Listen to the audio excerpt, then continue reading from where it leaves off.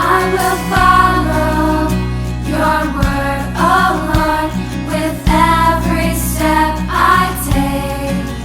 I will listen to you, oh Lord, for you will show me the way.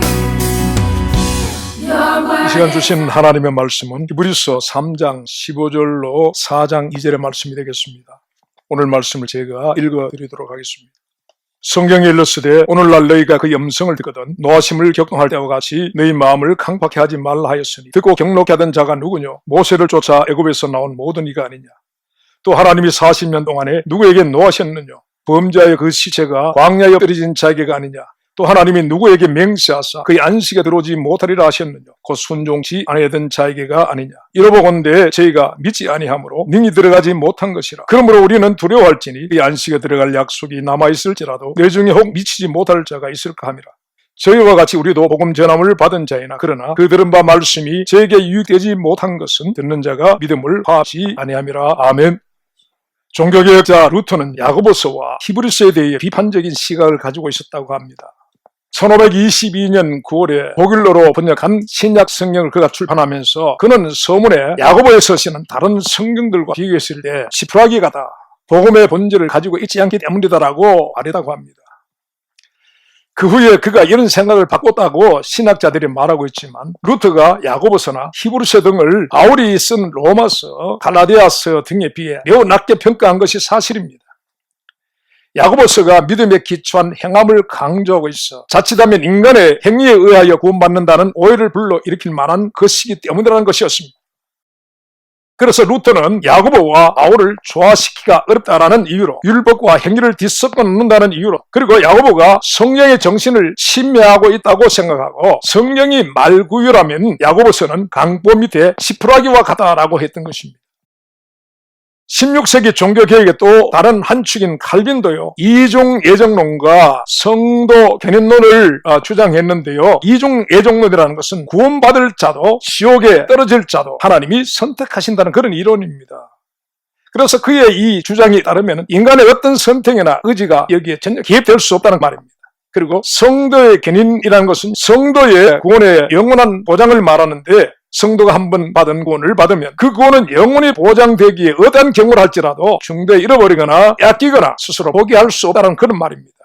칼빈이 이것을 주장했는데요. 그런 칼빈에게도 행함이 없는 믿음은 죽은 것이라고 하는 이 야고보서와 그리고 출애굽 이후 가나안으로 가는 광야 여정에서 구원을 잃어버린 히브리 백성의 예를 들어 구원은 잃어버릴 수 있음을 경고하는 히브리서는 달갑지 않은 책이었음이 분명합니다. 그리고 오늘 칼빈의 절대적 영향 아래 있는 현대 신자들에게도 이 두 서신서는 성경이기에 인정하지 않을 수도 없고 그러나 교리적으로는 인정할 수 없게 만드는 참 곤란하고 난해한 책이 되어 있는 것이 분명하다는 것입니다. 특별히 오늘 읽은 히브리서 3장과 4장의 이 말씀은 더 그러합니다. 3장 12절 말씀에 보면은 형제들아 너희가 삼가하오 너희 중에 누가 믿지 아니하는 악심을 품고 살아계신 하나님에게서 떨어질까 염려할 것이오라고 했습니다. 그리고 4장 1절 말씀에 그러므로 너희는 두려워할지니 그의 안식에 들어갈 약속이 남아있을지라도 너희 중에 혹 미치지 못할 자가 있을까 함이라 말씀하고 있습니다. 여러분 여기서요 분명히 형제들아 라고 했습니다. 여러분 웬일이 아닙니다. 이 말씀은 믿음의 형제들에게 한 말씀이라는 것입니다. 근데 어떤 이들은 여기서 이 형제라고 말한 것이 유대인들이지 오늘 현대교회 신자들이 아니라고 하는 사람들이 있습니다. 그래서 그들은 형제라 한 이 말이 오늘 우리와 상관이 없다라고 말하고 있다는 것입니다. 여러분 그렇다면 그렇게 말하는 그 사람은 성경을 읽을 필요가 없습니다. 성경의 어느 책 가운데 한국에 있는 성도들에게 또는 미국에 있는 성도들에게 라고 수신자를 정해놓은 책이 없기 때문이라는 것입니다. 여러분 성경은 성경을 읽는 모든 믿는 자들에게 동일하게 주시는 말씀이라는 것입니다. 그래서요 이 형제들아 라고 말한 이 형제가 바로 오늘 저와 여러분 것을 부인하는 순간 그 사람은 성경과 상관이 없는 사람이 되고 맙니다. 성경은 여기서 분명한 경고를 하고 있는데 여러분 이 형제들 가운데서 살아계신 하나님에게서 떨어져 나갈 수가 있다라고 말하고 있습니다. 그리고 그의 안식에 들어가지 못할 자가 있다라고 말하고 있습니다. 여러분 오늘 우리는 이 말씀에 귀를 막아서는 안 된다는 것입니다. 우리가 듣고 싶은 소리만 듣고 보고 싶은 것만 보려고 해서는 안 된다는 것입니다. 성경이 증거하시는 말씀들을 편견 없이 대하고 이 말씀을 최종적 권위로 삼는 믿음의 자세가 우리에게 반드시 필요하다는 것입니다. 하나님은요, 오늘 구원에 대해 많은 혼란을 겪은 우리를 위하여서요, 마치 그림책처럼 선명한 구원의 여정을 그려놓으신 책이 있습니다. 우리를 위하여 그렇게 놓으신 것이 있습니다. 애굽에서 430년을 종살이하던 히브리 백성들이 애굽에서 빠져나와 광야 생활과 가나안 땅으로 들어가는 이 일련의 여정을 통하여 우리에게 구원을 가르쳐주고 계시는 책은 바로 출애굽기서입니다. 어느 날 히브리인들이 태어났는데 눈을 떠보니 애굽이었다고 합니다. 그리고 그들이 태어나면서부터 가지게 된 신분이 있었는데 그것은 바로 바로와 애굽의 종이더라는 것이었습니다. 그런데 하나님은 그런 그들을 모세를 보내셔서 그들을 불러내시고 그리고 그들을 건지시려고 크신 능력으로 애굽의 신들을 꺾고 어린 양의 피로 애굽의 장자들을 멸하시고 바로에게서 이 히브리 백성들을 빼내어 출애굽을 시키셨다는 것입니다. 그리고 그들을 광야 40년을 인도하시고 그리고 마침내 가나안으로 들어가게 하셨습니다. 이 출애굽과 광야 그리고 가나안으로 이어지는 구원의 여정에서 생략되거나 무시될 수 있는 과정은 없습니다. 그것은 구원의 시작과 그 과정과 완성을 의미하는 것이기 때문이라는 것입니다. 이런 여정에 대해서 칼빈주의자들은 소명과 중생, 회심, 칭의, 입양, 성화, 견인, 영화 이런 단계로 보고 있습니다. 그리고 알미니안주의에서는 그 순서를 소명, 회개, 신앙, 의로 증가, 중생, 성화, 견인으로 보고 있습니다. 여러분, 이것을 칼빈주의자들이 어떻게 보든 또 알미니안들이 어떻게 보든 성경은 출애굽과 광야 생활 그리고 가나안 입성을 나누고 있고 구원의 완성은 바로 가나안의 입성에 두고 있다는 것입니다. 여러분, 출애굽 과정이나 광야의 어느 과정에서도 구원이 완성되지가 않는다는 것입니다. 여러분, 이러한 사실을 성경은 그림처럼 선명하게 보여주고 있는데요. 우리가 이 선명한 사실을 붙들게 되면 많은 것을 깨닫고 볼 수 있게 됩니다. 오늘 이 시대에 만연한 혼란스러운 구원의 교리와 논리들을 여기에 대입을 해보게 되면 그 논리와 교리들의 진위와 오류를 볼 수 있게 될 것이라는 것입니다.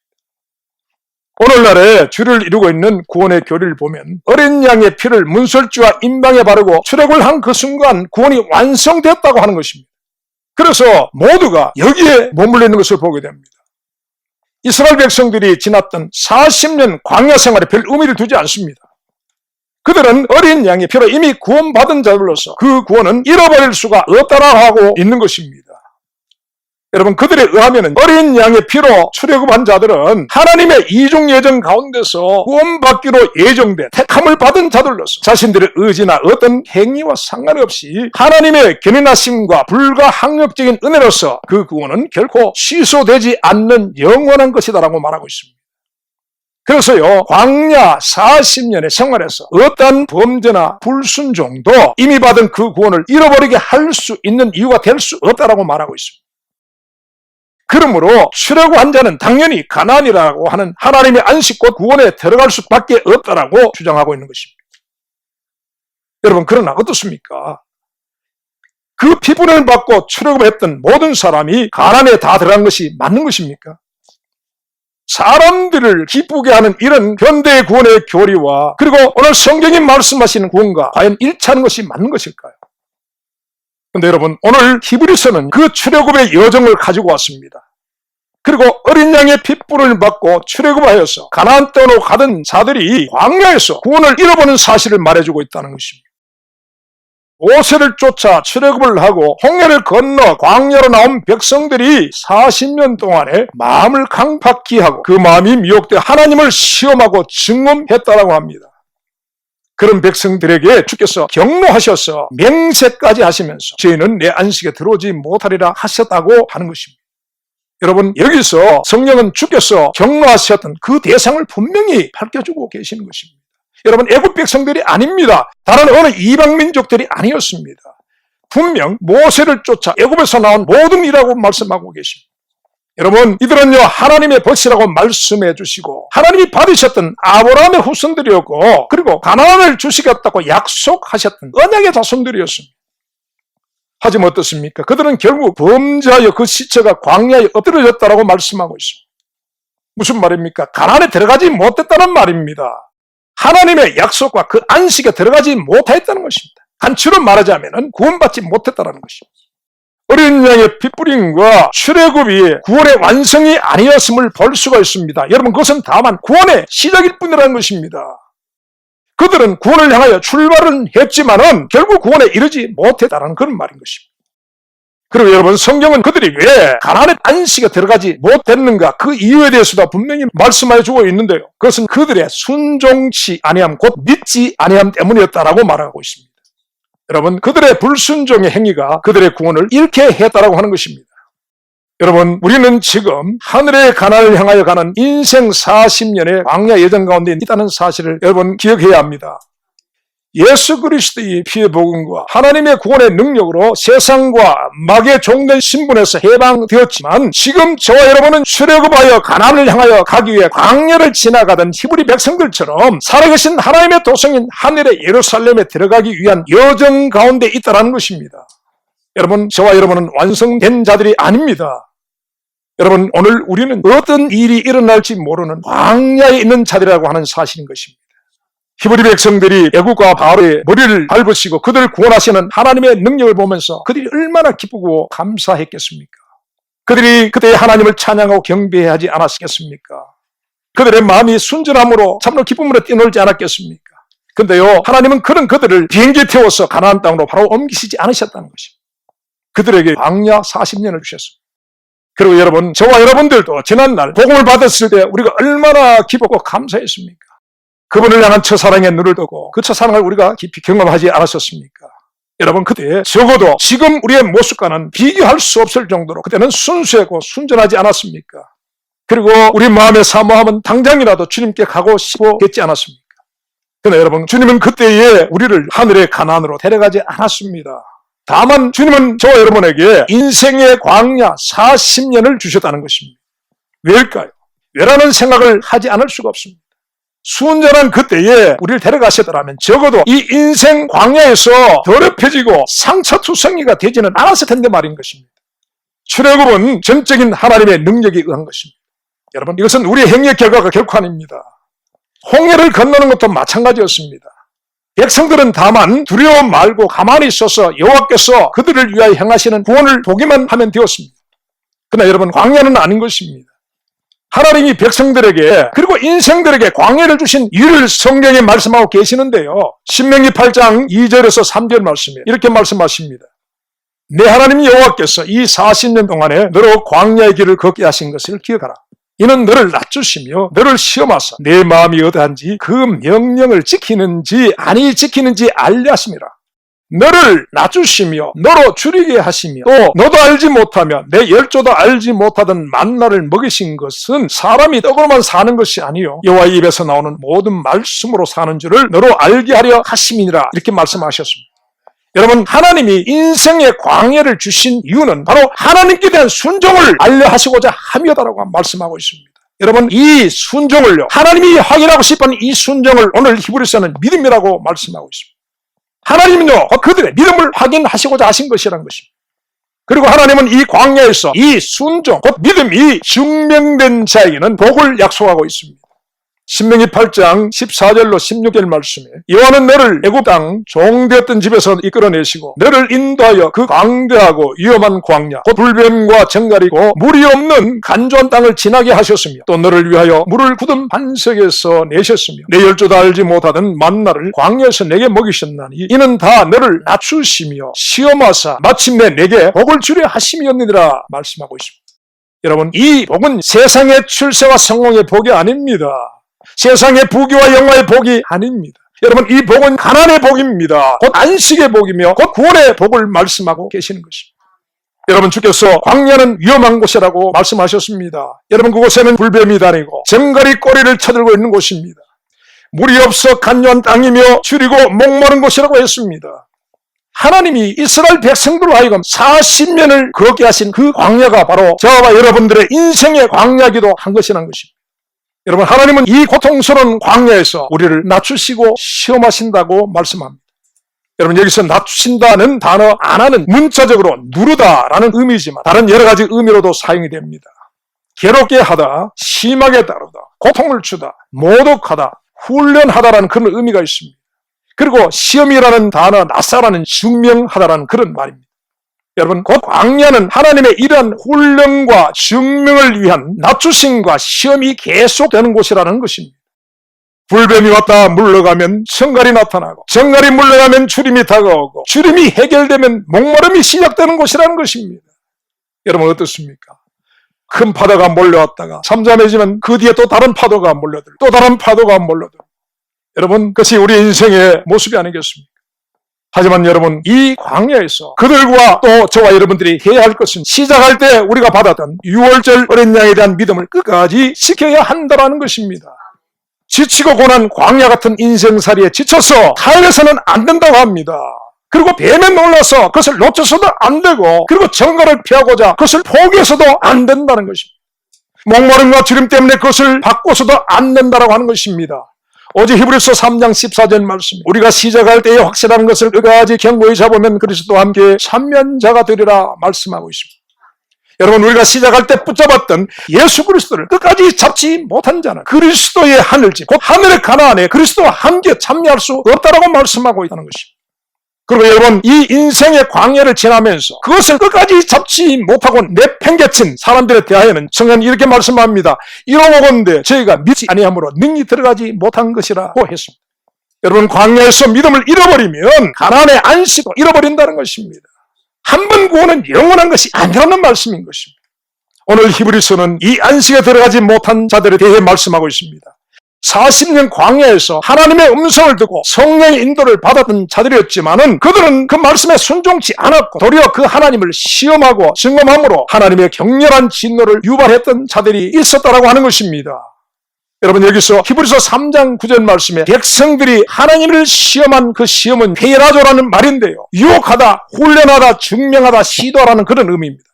이 고약한 단어 페라조는 마태복음 4장 3절에 광야에서 네가 만일 하나님의 아들이거든 명하 이 돌들이 떡덩이가 되게 하라고 예수님을 시험하던 자 마귀를 가르치는 단어이기도 합니다.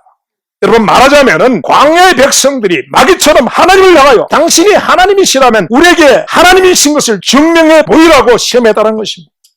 마치 광야에서 그리스도를 시험하던 마귀처럼 그들이 그렇게 했다는 것입니다. 여러분, 하나님이 왜 맹세까지 하시면서 그토록 경로하신지 이해가 되시는 것입니까? 오늘 기복주의가 만연한 이 시대를 사는 우리가 기도 응답을 구한다고 하는 것들을 조심해서 살펴보아야 합니다. 정말 우리가 믿음으로 구하는 것인지 아니면 나의 탐욕으로 구하는 것인지, 그리고 이것이 광야의 백성들처럼 하나님을 시험하는 것은 아닌지를 정말 두렵고 떨림으로 확인해 봐야 하는 것입니다. 그렇지 않으면 광야에 엎드려진 백성들처럼 응답하고 부림당할 수 있다는 사실을 기억해야 합니다. 그렇다면 여러분, 어떻게 사람이 마귀처럼 하나님을 페라조, 곧 시험하는 그런 망령된 일을 할 수가 있는 것일까요?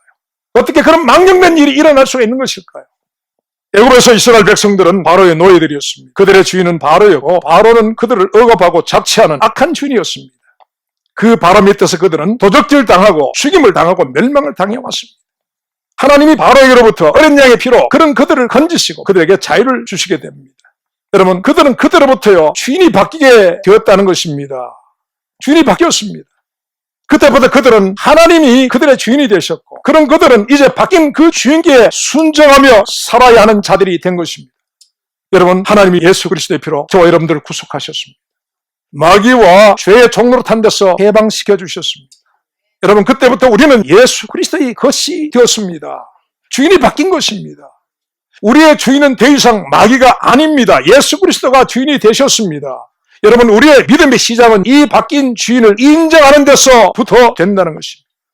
여러분, 우리는 예수 그리스도의 소유, 곧 그리스도의 종들인 것입니다. 이 종된 자들이 주인에게 해야 할 새 의무가 주어졌는데 그것이 무엇입니까? 그것이 순종입니다. 종은 권리가 없습니다. 종에게는 의무만 있습니다.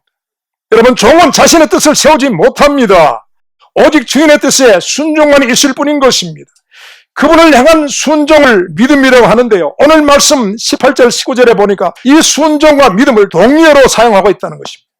곧 우리가 예수를 믿는다라고 하는 말은 우리는 그분의 소유된 자들로서 주 대신 예수를 순종하는 자들이라는 말이 된다는 것입니다. 주는 그리스도시요 살아계신 하나님의 아들이시라는 이 위대한 신앙 고백도요, 하나님의 아들 되시는 그리스도를 우리가 주로 순종한다는 의미를 가지고 있습니다. 아무리 자신이 하나님의 자녀라고 주장을 하더라도 그가 먼저 그리스도의 종으로서 그리스도를 주로 순종하지 않는다면 그 사람은 하나님의 자녀가 될 수 없습니다. 여러분, 아들은 종들 가운데서 입양되어지는 최종적 결과이지 먼저 그리스도의 소유, 곧 종이어야만 합니다. 여러분, 종이 아니면 자녀가 되는 입양의 대상이 아니라는 것입니다. 그래서 그리스도의 종된 적이 없는 자에 그가 주장하는 하나님의 자녀와 신분과 권리라는 것은 존재하지 않는다는 것입니다. 그런데 여러분, 출애굽하여 광야를 행하던 백성들에게서 충격적 사실이 드러났습니다. 여러분, 그들은 하나님의 소유, 그분의 종된 자들이 아니었다는 사실이 드러났습니다. 놀랍게도 하나같이 그들의 주인은 바로 그들 자신이었다는 것입니다. 그래서 광야에서는 한문의 주 하나님과 그리고 새롭게 주인으로 등극한 60만 명의 새로운 주인들이 갈등과 반목을 일으키는 장소가 되어버렸습니다. 광야 40년 그 60만 명의 주인들은 하나님께 온갖 요구와 거침없는 불평들을 쏟아내었습니다. 모든 것은 그들의 원함대로 이루어져야만 했습니다. 하나님의 뜻이 아닌 자기의 뜻을 이루어줄 것을 그들은 강력히 요구했습니다. 그렇게 해주지 않으면 우리는 다시 애굽으로 돌아가겠다고 그분에게 으름장을 놓기도 했습니다. 물 달라, 고기 달라, 양식 달라, 다고 했습니다. 자신들의 기대와 기본대로 되지 않으면 울고 불고 원망하며 그리고 돌을 들어서 하나님의 종들을 치려고 하는 자들이 되었습니다. 여러분, 그렇게 주인된 자 60만 명이 40년 광야 생활 동안에 하나님을 언제나 시험하고 증험했다라고 하는 것입니다. 히브리서 3장 12절에서 13절 말씀에는 이와 같은 자들을 향하여서 믿지 않는 악심을 품고 죄의 유혹으로 강팍게 되어 살아계신 하나님께로부터 떨어진 자들이라고 말하고 있습니다. 여러분, 하나님께로부터 떨어져 나간 자들의 전형적인 증상이 무엇입니까? 바로 그들의 마음의 강팍함이었습니다. 근데요, 더욱 놀라운 사실이 있습니다. 하나님은 믿지 않는 악심을 품고 있는 이 강팍한 자들의 요구를 들어주셨다는 것입니다. 놀랍지 않습니까? 물 달라 하면 반석에서, 양식 달라 하면 하늘에서, 고기 달라 하면 메추라기를 보내셔서, 춥다면 불기둥으로, 덥다면 구름기둥으로 그들을 가려주셨습니다. 그들의 의복이 헤어지지 않게 하셨고 그 발이 부르지 않게 해주셨다고 말씀하셨습니다. 여러분, 이 모든 것이 기적입니다. 하나님의 은혜와 은사인 것입니다. 여러분, 백성들은 40년 동안 그런 기적과 은사와 은혜들을 누렸다는 것입니다. 너무나 당연한 것으로 그것을 누렸다는 것입니다. 여러분, 두려운 사실은요, 오늘 저와 여러분들도 우리 인생의 광야에서 그들 못지않는 은혜와 은사와 기적과 구원의 능력을 누리고 살고 있다는 사실을 여러분 알고 있는 것입니까? 그러나 여러분, 오늘 저와 여러분들도 저 이스라엘 백성들처럼 그런 모든 것들을 은혜로 은사로 기적으로 느끼지 못하고 감사하지 못하는 무감각 속에 살고 있지 않는 것입니까? 정말 두려운 사실인 것입니다. 여러분, 성경은 그들과 오늘 우리가 누리고 있는 이 은사와 능력이 우리의 구원의 증거가 아니라고 하는 사실이 두렵습니다.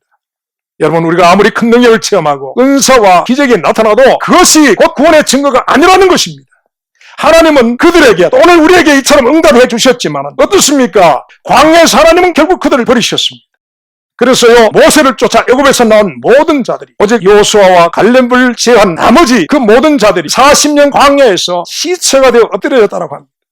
여러분, 구원은 오직 하나님께 대한 순종, 곧 믿음에서 나오는 것이지 기적과 은사와 능력을 체험하는 데서 나오는 것이 아니라는 것입니다. 60만 명의 그 주인들은요, 가나안 땅 언저리에서 40년을 맴돌다가 결국 들어가 보지 못하고 광야에서 죽어 시체가 되었다고 합니다. 여러분, 가나안의 주인은 한 분뿐이십니다. 하나님은 당신의 가나안에 다른 주인을 결코 받아들이지 않으십니다. 그것을 하나님이 분명히 보여주신 것입니다. 여러분, 이 사실 앞에 깨어나는 저와 여러분이 될 수 있기를 간절히 바랍니다. 여러분, 주께서 마태복음 16장 24절에서 이렇게 말씀하셨습니다. 아무든지 나를 따라오려거든 자기를 부인하고 자기 십자가를 지고 나를 쫓을 것이니라고 그렇게 말씀하셨는데요. 여러분, 사람이 주인된 자기를 부인하지 않으면 그리스도를, 구원의 주님을 쫓을 수가 없음을 말씀하고 계십니다. 여러분, 한 집에는요, 두 주인이 살 수 없습니다. 주님의 나라에 주 외에 다른 주인이 있을 수가 없다는 말씀입니다. 여러분, 그리스도가 주가 아니고 자기가 주된 자는 하나님의 나라에 들어가지 못합니다. 하나님이 받으시지도 않지만 그가 들어가고자 해도 그 스스로 들어가지 못한다는 것입니다. 들어가지 않는다는 것입니다. 여러분, 우리가 탕자의 비유를 잘 알고 있습니다. 그 가운데 탕자의 형은 동생이 집으로 돌아옴을 보고 기뻐하는 그 아버지의 기쁨을 보고 그는 증오를 바랍니다. 그 아버지의 기쁨을 그가 증오하고 스스로 아버지 집을 거부했습니다. 그가 아버지 집에 들어가지 않았습니다. 여러분, 오늘 말하는 불가항력적인 은혜라는 교리는 이 당자의 형을 보면 틀린 말이 분명합니다. 오늘 말씀은 구원은 사람이 스스로 저버릴 수도 있고 잃어버릴 수도 있다는 것을 스스로 주인되어 40년 인생의 광야를 사는 자들에게 성경이 강력하게 경고를 하고 있다는 것입니다. 우리 인생의 광야 40년 가운데 이 불순종의 시대를 지나가고 있는 저와 여러분은 이렇게 우리에게 들려주시는 주님의 음성을 기억하시길 바랍니다. 여러분, 오늘 말씀에 순종이 믿음이라고 하십니다. 믿음이 곧 순종이라는 말씀인 것입니다. 하지만 그럼에도 불구하고 이 순종을 율법의 행위라고 말하는 사람들이 오늘날 너무나 많다는 것입니다. 굉장히 많습니다. 이 말은요, 목자 대신 주님의 음성이 아님을 여러분 분별하셔야 합니다. 여러분, 그들은 믿음을 저버린 자들로서 광야에 묻힐 각오를 해야 한다는 것이 오늘 말씀이 경고하고 있는 것입니다. 여러분, 우리가 순종하지 못한 것에 대한 죄스러움과 안타까움, 그래서 회개가 있어야 하는 것이지 순종을 마치 행위 구원론을 말하는 것처럼 말하는 것은요, 그것은 바로 믿음을 부인하는 그런 말이라는 것입니다. 주님의 말씀을 들으시기 바랍니다. 그러므로 우리는 두려워할지니 그의 안식에 들어갈 약속이 남아 있을지라도 내 중에 혹 미치지 못할 자가 있을까 함이라. 여러분, 우리는 우리의 구원을 잃게 만드는 우리의 불순종을 두려워해야만 합니다. 비록 우리가 그 안식에 들어갈 약속을 가지고 있을지라도 거기에 미치지 못하게 하는 우리의 불신앙이 있을까 두려워해야만 하는 자들이 저와 여러분이라는 사실을 기억하시기 바랍니다. 사랑하는 여러분, 부디 오늘 말씀 앞에 자신을 세우며 자기에 대한 깊은 성찰과 회개가 있는 저와 여러분이 되시길 바랍니다. 기도하시겠습니다. 주님, 우리를 긍휼히 여겨 주옵소서. 부디 인생의 광야에서 심륜에 빠지지 않도록 주여 우리를 붙잡아 주시옵소서. 예수님의 이름으로 기도합나이다. 아멘. Your word is an lamp to